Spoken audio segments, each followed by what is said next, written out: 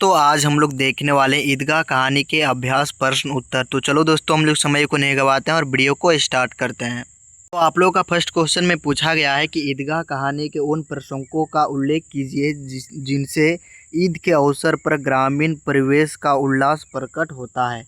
तो आप लोग इसका उत्तर को कैसे लिखेंगे? तो आप लोग इसका उत्तर लिखेंगे कि ईद के दिन गांव का वातावरण बहुत आनंदमय और उत्साह से भरा हुआ था। यानी कि ईद के दिन गांव का वातावरण आनंदमय और उत्साह से भरा हुआ था।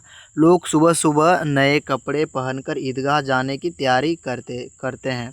और जो लोग जो थे वो सुबह सुबह नए कपड़े पहनकर कहाँ जाने की तैयारी कर रहे थे? तो ईदगाह जाने की। ठीक, ईदगाह मेला था। बच्चे खुशी से उछलते कूदते मेले में जाते हैं। और जो बच्चे लोग होते हैं वो मेले में जाने के लिए बहुत ही ज़्यादा उछलते हैं कूदते हैं। रास्ते पर हंसी मजाक करते हैं और रास्ते पर वे लोग बच्चे हंसी मजाक करते हैं। और मेले में मेलों में क्या क्या करते हैं? तो मिठाइयाँ खरीदते हैं, खिलौना और झूलों की चहल पहल दिखाई देती है। ठीक है, और क्या क्या? तो मिठाई। आप मेला जाएंगे तो आप लोग वहाँ पर मिठाई देखेंगे, खिलौना भी देखेंगे और झूलों की चहल पहल दिखाई देगी। और बहुत सारे लोग खिलौना भी खरीदते देखे होंगे या मिठाई खरीदते होंगे देखे होंगे। सभी लोग आपसी प्रेम और भाईचारा के साथ ईद की खुशियाँ मनाते हैं। जो सभी लोग हैं वो आपसी प्रेम और अपना भाईचारा के साथ क्या मनाते हैं? तो खुशियाँ मनाते हैं। इन प्रसंगों से ग्रामीण जीवन का उत्साह और उल्लास प्रकट होता है। और इस प्रसंगों से हम लोग क्या पता चलता है कि ग्रामीण जीवन का उत्साह कैसे होता है और उल्लास का प्रकट कैसे होता है। ठीक, तो इसका क्वेश्चन नंबर 1 का आप लोग को समझ में आ गया होगा।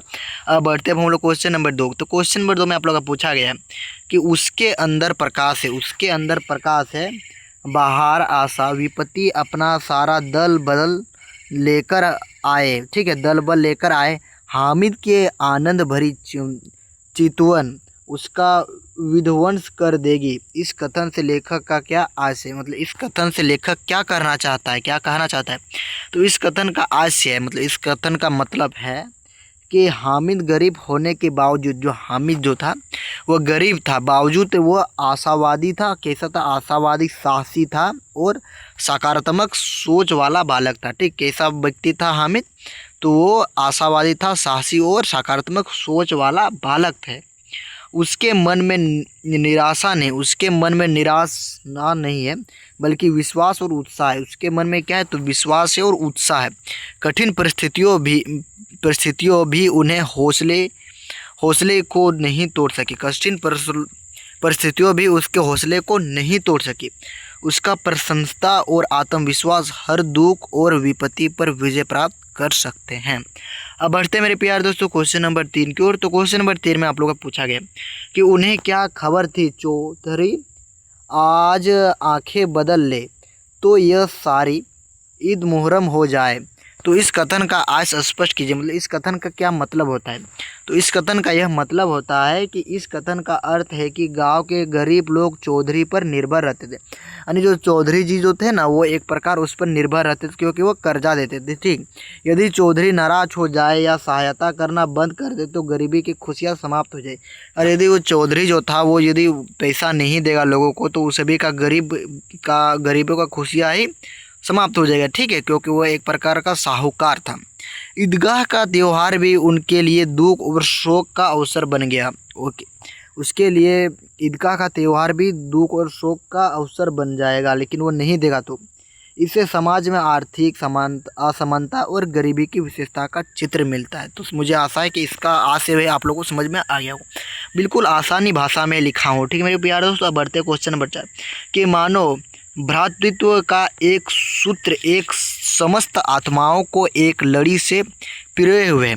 इस कथन के संदर्भ में स्पष्ट कीजिए कि धर्म जोड़ता नहीं जोड़ाता है। ठीक, तो आप लोग इसका उत्तर कैसे लिखेंगे कि ईदगाह में सभी लोग अमीर गरीब छोटे बड़े का भेद भूलकर एक साथ नमाज अदा करते थे। यानी ईदगाह जो होता है ना तो उसमें गरीब रहते हैं, अमीर रहते हैं, सब मिलकर एक साथ क्या करते हैं? तो नमाज अदा करते हैं। ठीक, सभी एक दूसरे को गले लगाते हैं और सभी ईदगाह में एक दूसरे को क्या लगाते हैं? तो गले लगाते हैं और प्रेम पूर्वक मिलते हैं और सब लोग एकदम प्रेम पूर्वक मिलते हैं। ठीक है, इससे यह संदेश मिलता है कि धर्म का वास्तविक उद्देश्य लोगों को प्रेम, भाईचारे और एकता के सूत्र में बांधना।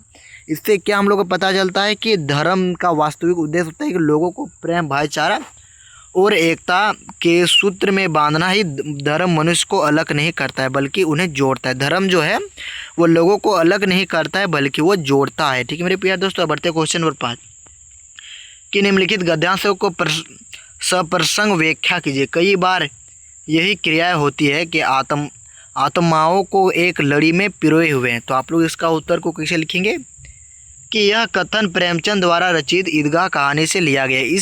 इसमें ईद के नमाज का दृश्य प्रस्तुत किया गया। इसमें क्या चीज़ का, तो ईद का नमाज का दृश्य प्रस्तुत किया गया।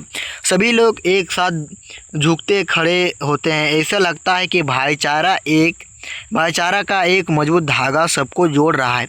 लेखक ने यहाँ मानव समानता, प्रेम और एकता का सुंदर चित्र प्रस्तुत किया है। अब बुढ़िया का क्रोध स्वाद से भरा हुआ।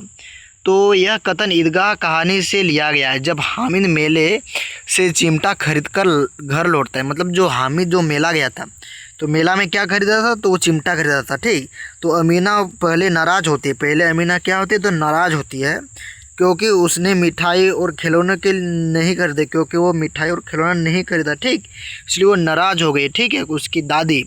लेकिन जब उसे पता चलता है कि हामिद ने उसकी जलती उंगलियों को बचाने के लिए चिमटा खरीदा है तो उसका क्रोध प्रेम और ममता में बदल गया। उसके आंखों से खुशी के आंसू बहने लगते हैं।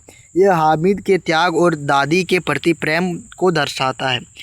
हामिद ने चिमटे की उपयोगिता को सिद्ध करते हुए क्या क्या तर्क दिए, तो चिमटे से रोटी उतारने पर हाथ नहीं जलेंगे। जब ये 14 वो खरीदा है तो इससे जो उसकी दादी जो रोटी उतारने समय उसका हाथ नहीं जलेगा। ठीक, ये खिलौनों की तरह नहीं टूटेगा। और ये हामिद बोलता है कि ये खिलौना नहीं टूटेगा, इसे आग भी संभाली जा सकती है। चिमटा बहादुर सिपाही की तरह काम करता है।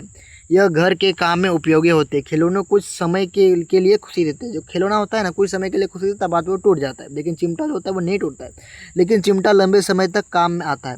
दादी अमीना की उंगलियों जलने से बच जाएगी, इसलिए यह सबसे अच्छा उपहार। ठीक, तो दोस्तों ये वीडियो को आप लोगों को अच्छा लगा तो अपने दोस्तों के साथ ज़्यादा से ज़्यादा शेयर करें। और इसी प्रकार आप लोगों को आसानी क्वेश्चन आंसर चाहिए तो आप लोग जल्दी से जल्दी शेयर करें। जय हिंद, वंदे मातरम।